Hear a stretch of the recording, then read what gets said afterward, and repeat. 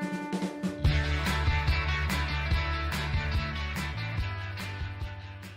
what I want to do now is share with you for a couple of minutes using the whiteboard some ideas about marketing. And I am talking about marketing. I'll try not to mention the word selling. A lot of people get hung up about selling. So we'll call this marketing. I'm going to give you a quick sort of whistle-stop tour about how you can market yourself.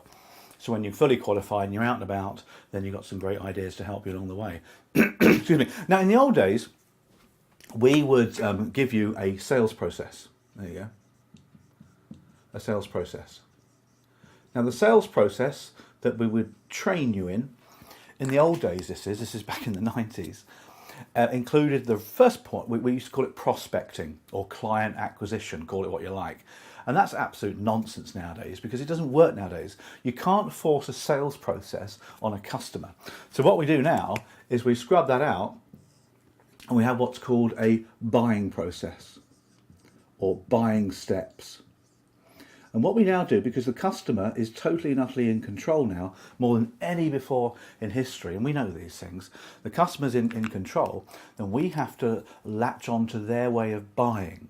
So there's a couple of questions, first of all, to ask yourself. First of all, who is my customer? Have you decided who your customer is going to be? Have you niched your market? Are you in the buy-to-let business, the holiday-let business, the elderly market? You can't sell to everybody. It don't work like that anymore unless you're the Woolwich or Santander or somebody where you've got marketing budgets. Now, who's your customer? That's the first question to ask. And then the most important question, I'll get a different coloured pen for this one. Let's get a blue pen for this one. The most important question to ask, though, is what steps do your customers take when buying a mortgage? That's the most important question to ask. And if you don't know, then you need to find out. Okay? You need to research we call it customer journey and all sorts of fancy words for it nowadays, isn't it? But you need to research what steps your customer takes to buy a mortgage. Now, you know who your customer is, of course. Research and find out how. Here's some ideas for you about how your customer may well decide to buy a mortgage. The first thing is they may go to their existing provider. That may well be a mortgage broker, somebody, an advisor who's given them advice in the past, and they may go back there. It happens a lot. And we're selling our house at the moment, big house, and we went back to the agent who sold it to us 18 years ago. So people do these things.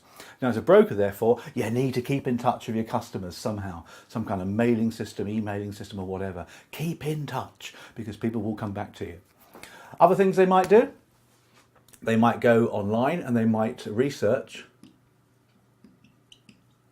and learn online. Particularly the younger generation, Gen X's, Gen Y's, will research. They're voracious researchers and they will learn about mortgages. Remember, Gen X's and Gen Y's don't particularly trust mortgage advisors on the best scale of things. Banks have a bad rap, as we know. So many of the younger people will research. They'll learn about mortgages. They'll learn about the different types of mortgage and different products and things, who's providing them. And unfortunately, they'll go to people like Habito or Trussell who do it all for them online because they don't want to go and see an advisor. So that's another step many will do. They may also go on social media, not so much to learn about it, but they might pick up leads or links on social media. So that's how your customers might decide to buy a mortgage. Other things they'll do is they may well ask.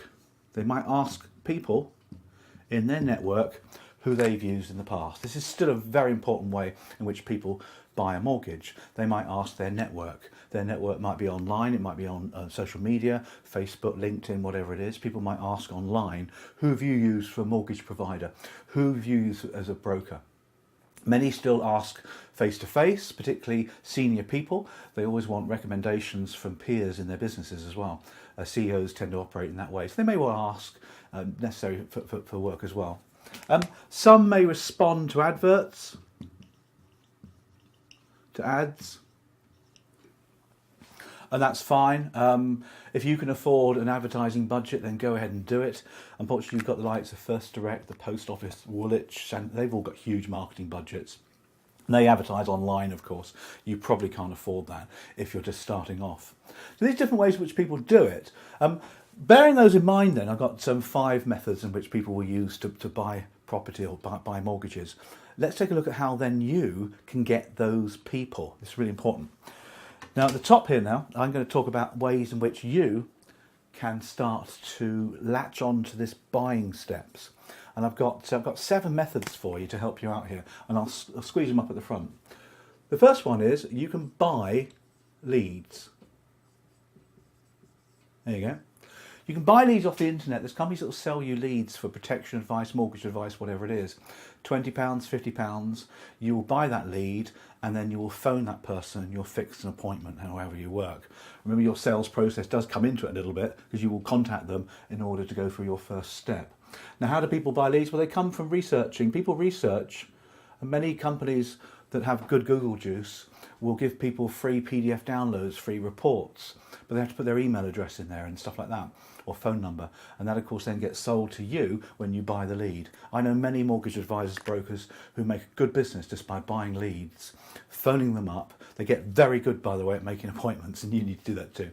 And they phone them up and they fix an appointment to organise the mortgage for them.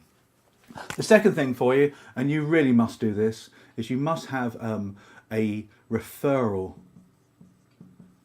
system in place in your business. You must do that.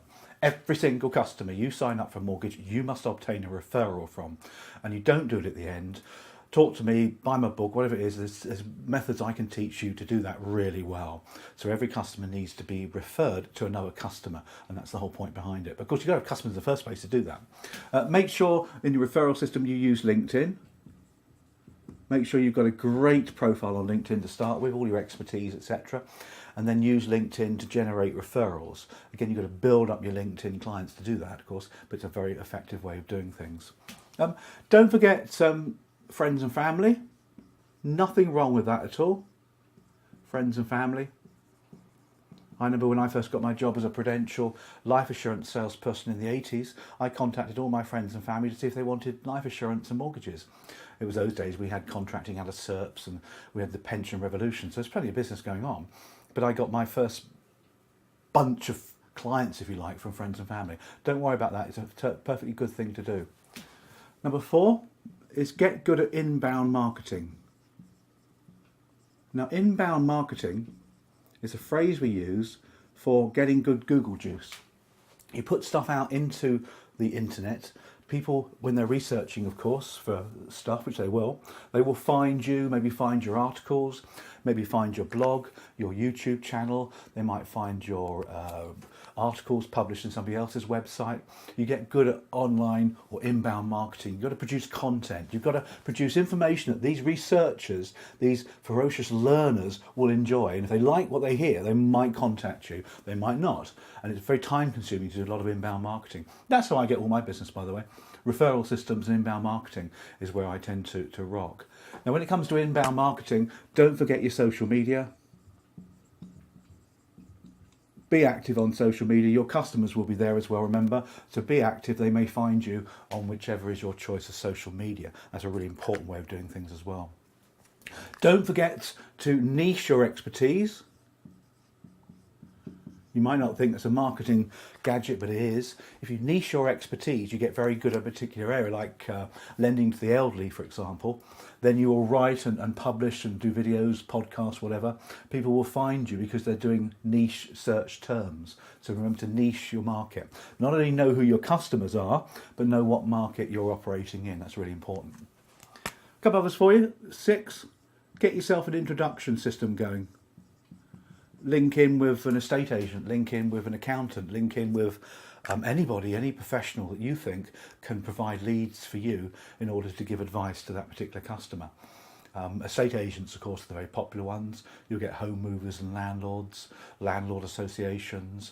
You can go to breakfast clubs and all sorts of things to get introductions from professionals as well. And the last one for you, just to give you a little method, is to harvest some kind of database. Now, be careful with this one. Don't go buying databases. and start phoning people cold. You just don't want to do that. The GDPR will get you anyway. The new data protection that's coming in this year will get you. I'm talking here about an existing customer's database. For example, you might be part of an IFA practice that's been operating for 20 years. That IFA practice will have hundreds, thousands of past clients, or orphan clients we call them. And many IFAs just don't have the time to contact these people for further business. So they'll employ a mortgage advisor who will trawl the client base. It's not cold calling because that client has dealt with you before, although they may not remember you. So get good at making the call to referrals, bought leads, harvesting your databases. Get used to making those calls in order to get a good referral from that. Don't cold call. It's not allowed anyway in the mortgage business. It's a horrible, horrible thing. I hate it with a passion. I think cold callers should be killed, carted off to the Antarctic and left there to rot, because cold calling is a thing of the past. It really is. So there's some ideas there for you. Pick one or two. I mean, I know brokers, lots of them. I know many that do the bought leads. Many get friends and family involved as well. Very few get a really good referral system going. Many are still worried about asking for referrals.